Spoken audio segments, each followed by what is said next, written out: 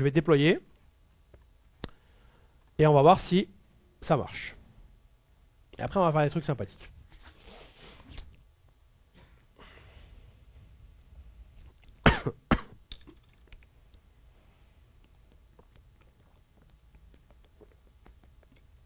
Donc le déploiement a eu lieu.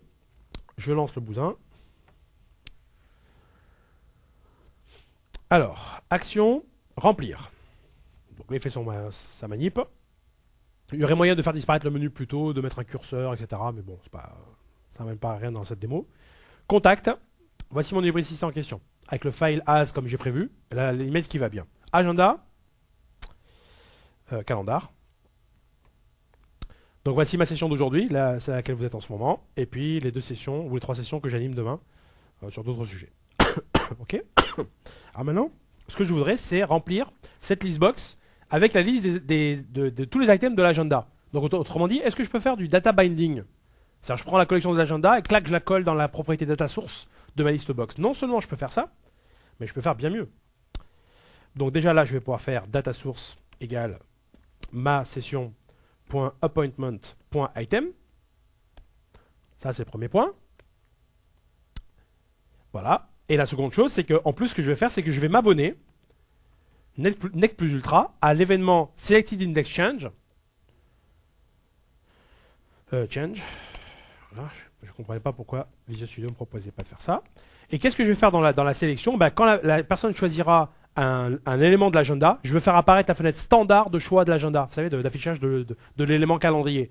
Comme ça, c'est vraiment une intégration de votre application avec tout Outlook. Ça donne vraiment une confiance à l'utilisateur parce qu'il dit ah ouais, il utilise les fenêtres standards, il n'a pas redéveloppé sa propre fenêtre pour gérer les contacts, ce qui est un peu dommage, quoi. Donc pour faire ça, il suffit simplement vous partez de votre list box. Vous prenez Selected Item. Forcément, comme vous avez mis des appointments ici, vous savez qu'en retour, vous allez obtenir un appointment. Donc, vous pouvez tranquillement le caster en appointment. Et à partir de là, comme c'est un appointment, il a une méthode, showDialog, qui vous permet directement de pouvoir afficher la fenêtre de dialogue correspondant à l'appointment. Donc, ce qui est génial, du coup, l'utilisateur peut changer, par exemple. Il peut modifier l'heure, il peut dans la fenêtre standard. Maintenant, autre chose qu'on va pouvoir faire, j'en profite tout de suite, comme ça je le fais et je déploierai d'un coup tout ça. Je vais me désabonner à l'événement temporairement, faire la manip que je vais vous faire et me rabonner après. Regardez ce que je fais maintenant. Ici, je vais... Où suis-je? Voilà, je suis là. Point item, point restrict. Et là, vous allez pouvoir faire toutes les restrictions que vous souhaitez. Et quelle est la forme de... Alors bien sûr, vous pourriez enchaîner les restrictions d'ailleurs, hein, si vous avez plusieurs restrictions à faire. Et quel est le format des restrictions? C'est ça. Vous donnez entre crochets la propriété que vous cherchez et après la valeur que vous souhaitez qu'on cherche. Donc moi ce que je veux faire, c'est que dans le second menu, je veux qu'il m'affiche que les éléments qui sont un all day event. C'est-à-dire un événement sur une journée entière. D'accord? C'est pour ça que j'en avais un seul dans mes agendas pour vous montrer que je vais passer de 5 à 1. Donc comment s'appelle la propriété? Vous prenez pas la tête, hein. Vous prenez la propriété, vous faites CTRL-C. Ok? Celle que vous voulez filtrer, vous prenez la propriété CTRL-C, vous venez là, CTRL-V.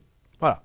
Là, je viens de dire, ça se restrict, tu ne me renverras que la collection des événements qui font All Day Event True. Et encore une fois, vous pouvez rajouter les restricts derrière, autant que vous voulez. Et donc, du coup, vous affinez comme ça jusqu'à arriver à juste ce que vous cherchez. Voilà, et ben c'est parti. On va s'abonner. Enfin, on va déployer, je veux dire. Allez, on est presque au bout, hein, courage.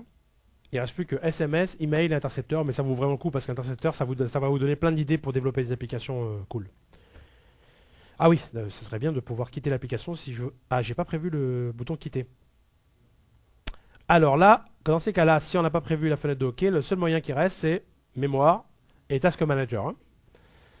Voilà, ça. Alors, effectivement, je vais le faire quand même parce que c'est un peu pratique de pouvoir faire quitter, quoi. Normalement, j'ai le réflexe de le faire systématiquement et celui-là, on va dire que c'est l'heure tardive. Alors, allez mon poulet.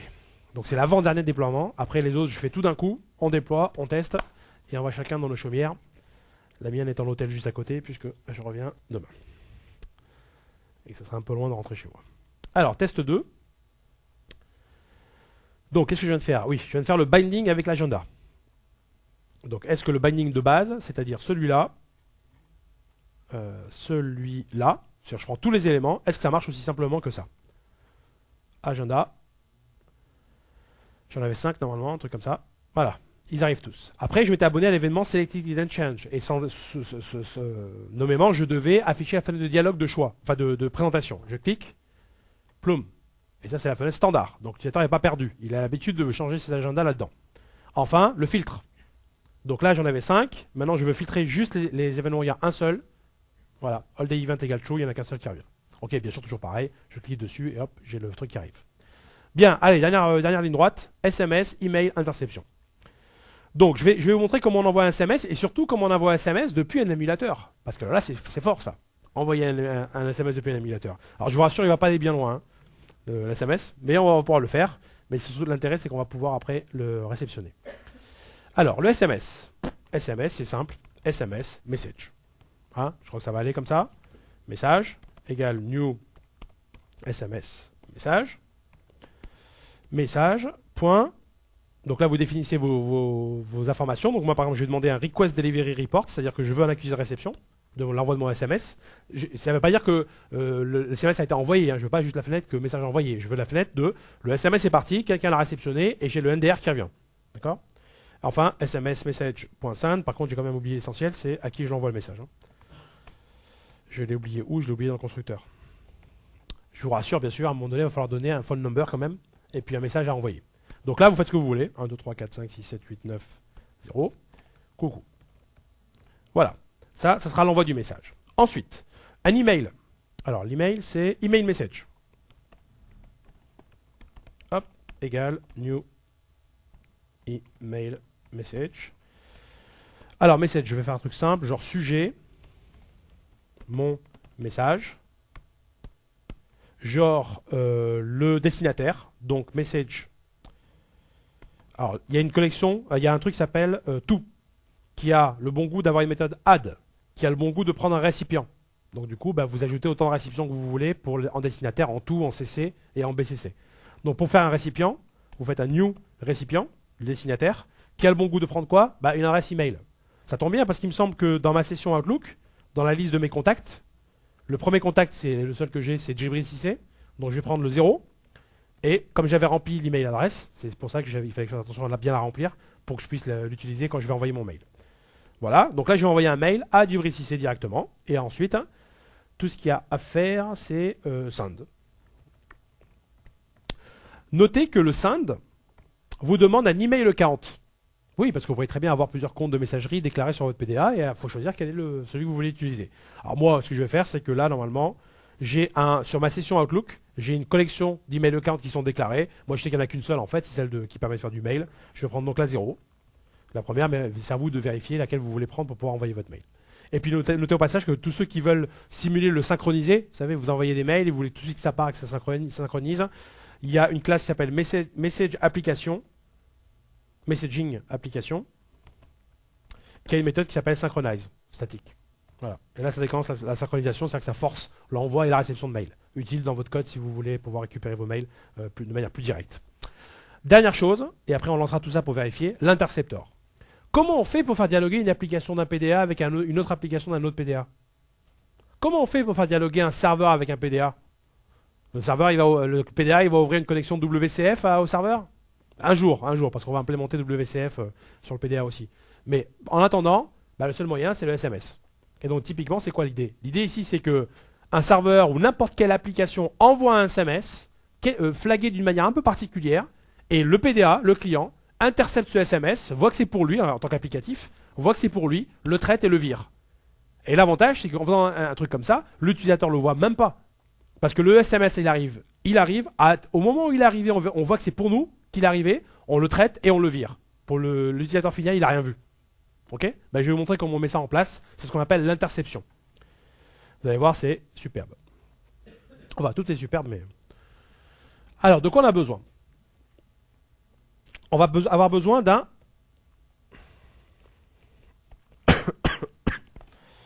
Message interception. Message inter... Ah, ça doit être... je ne dois pas avoir le bon namespace. Interception, voilà. Qui se trouve dans Windows Mobile, Pocket Outlook, message interception. Mon interception. Ah, succès derrière. Nul. Alors, qu'est-ce qu'on se fait? Dans le load, comme d'habitude. Alors, est-ce que j'ai défini mon load là, quelque part? Non, je ne l'ai pas défini, donc là, il faut. Ce sera la dernière fois que vous me verrez faire ça. Alors, ah bah si, load. Ah oui, bah quand j'ai créé mon truc Outlook. Et bah ce que je fais, c'est que je me crée une nouvelle interception. Message. Ouais, alors en fait, c'est parce que ici, j'aurais dû faire using, en fait, ça me permettra ici de le voir partout. Hop. Mais attends, je l'avais pourtant. Qu'est-ce qu'il me fait là? Laissez-moi 3 secondes. C'est vrai que ça m'a étonné, mais ça m'a pas plus interpellé que ça parce que c'est la fatigue et la flemme de réfléchir. Pourquoi je l'ai pas là?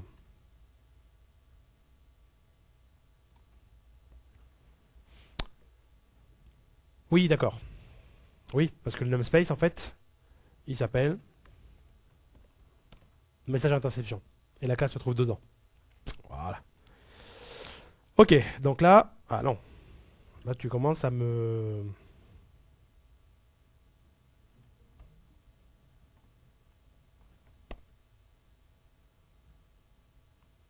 Could not be found.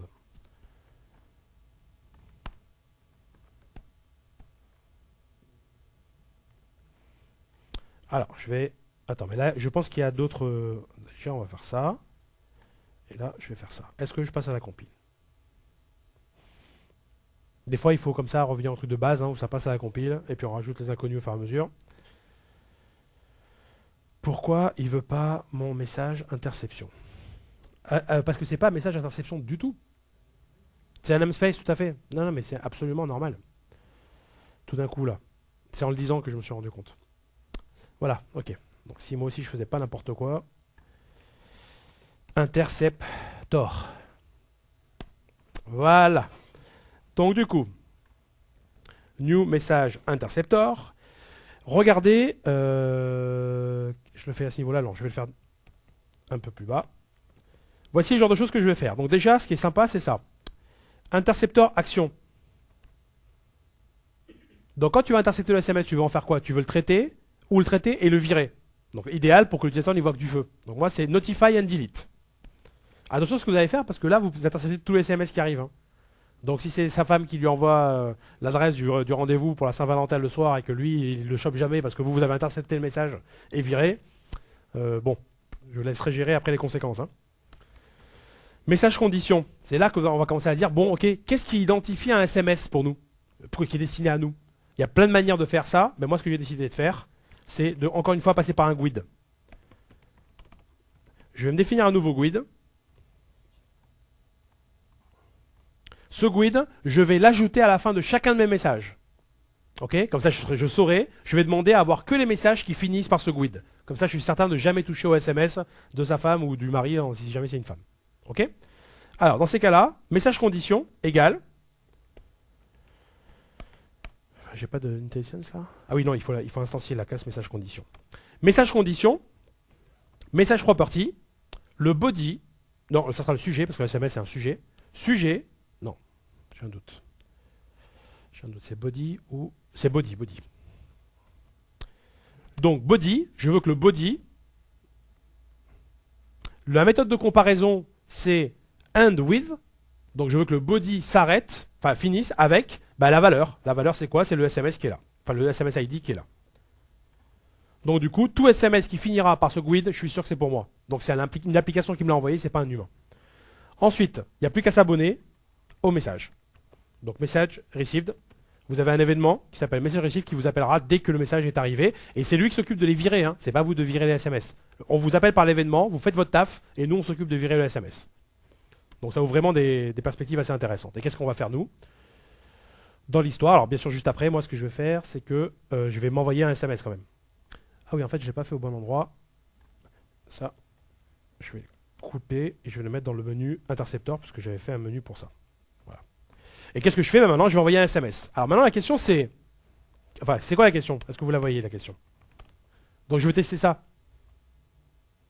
Question, comment on fait pour s'envoyer un SMS à nous-mêmes quand on est dans un émulateur ou même sur un PDA normal?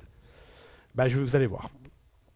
On a fait un truc sympa, c'est-à-dire que globalement, quand vous envoyez un SMS à 0010001, je vous conseille vivement de noter ce numéro, pour ceux que ça intéresse, ça veut dire tu envoies le SMS et tu fais en sorte de le recevoir. Ok, comme ça du coup vous faites à la fois l'émetteur et l'intercepteur. Donc 0 c'est un numéro genre américain. En fait c'est 1-425, 1 plus 1 pour le code du US, 1-425, 001. 425 c'est la zone de Washington je crois, de Redmond, donc enfin de mémoire. Alors code, alors imaginons que maintenant le serveur m'envoie code opération. Après vous envoyez ce que vous voulez ici, hein. Vous faites du XML, vous faites ce que vous voulez dans votre body, hein. C'est votre sauce ça maintenant. Hein. Donc moi je vais faire code opération 123 par exemple, et je vais rajouter juste après le SMS ID. Pour être certain que de l'autre côté, on puisse décoder que c'est bien celui-là qui m'était adressé. Ensuite, tout ce qu'il y a à faire, c'est faire un send. Je ne vais pas demander de request de delivery report, ce coup-ci, j'en ai pas besoin. Send. Voilà, le SMS est parti. Comme je me suis abonné à l'événement message receive, normalement, quand j'arrive ici, dans ce code-là, normalement, j'ai reçu le SMS. Et qu'est-ce que je fais ici? Normalement, vous êtes certain que le e.message, vous avez vu que c'est un type de message hein, au sens général du terme, parce que SMS message et email message héritent tous les deux de message. Okay, c'est la classe de base. Par contre, vous êtes certain vous que c'est du SMS pour le moment, mais ne vous fiez pas à ça, parce on risque d'élargir ça à cette notion d'intercepteur là, à des emails ou à d'autres types de choses. Donc, ce que je vous conseille, c'est de ne pas considérer que c'est forcément un SMS message, mais de le tester avant. If e-message égale SMS message. Si le message que vous recevez en ce moment c'est bien un type de SMS, alors vous allez pouvoir faire le cast.